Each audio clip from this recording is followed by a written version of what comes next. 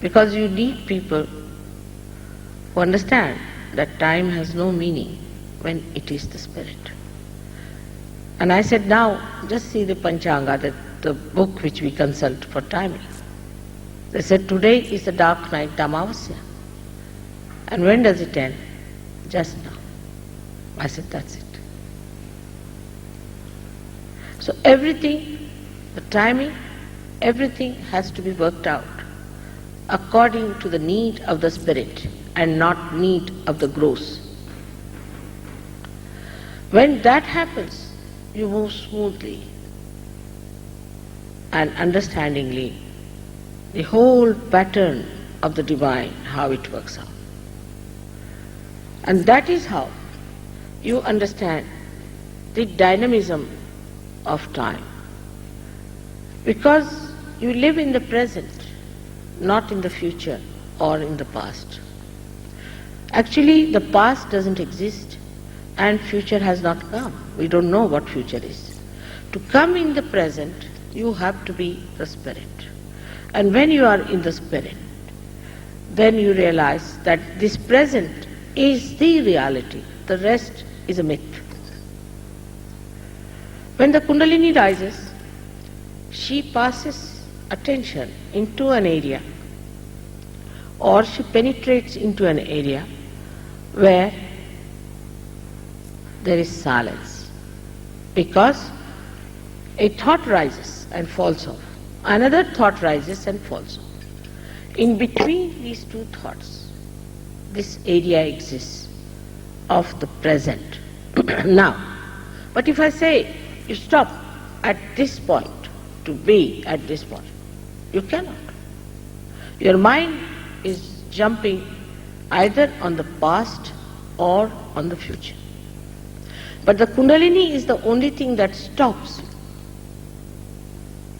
at present moment, so that you don't consider the past and the future, but you enjoy the present, the complete dynamism of the present, and you are effective. You are dynamic. You can do 1,001 things which normally you cannot do, and you are surprised how it works out. The divine has its own plans, has its own understanding, and we cannot make the divine to work as we want. We have to accept whatever the divine does and manages, and then we see the miracles of the divine and we are surprised how efficient it is, how beautiful it is. Like a machine. We feel the efficiency of the divine, but above all we feel the compassion, the love, the understanding of the divine. But first we must rise up to that. And for that one has to grow in the awareness of the spirit. If we cannot develop the awareness of the spirit, we lose that magnitude which we have to achieve. So what is to be respected is the spirit after realization, because it gives you the truth. To understand the truth, you have to be the spirit. Otherwise, whatever you understand is falsehood, is not the truth. Because of your mental projection, you think that that is the truth, is not so. For example, now, if I am sitting on this chair, you won't know any time that I ever sat on this chair. But supposing there's a realized soul who comes round, immediately he will know that there was someone like me. For example, I say that Mozart was a realized soul. How do I know? He's dead now. Because you can feel it on vibrations that he was a realized soul.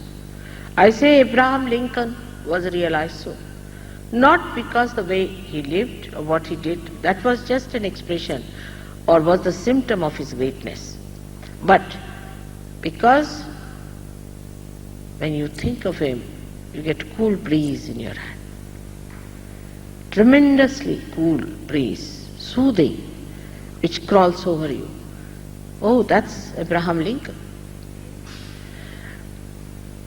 We do not know where we spend our time, what people are important to us till we are the Spirit. We waste our time catering to something absolutely useless. And then suddenly we discover, oh God, what a waste of time. What a waste of energy.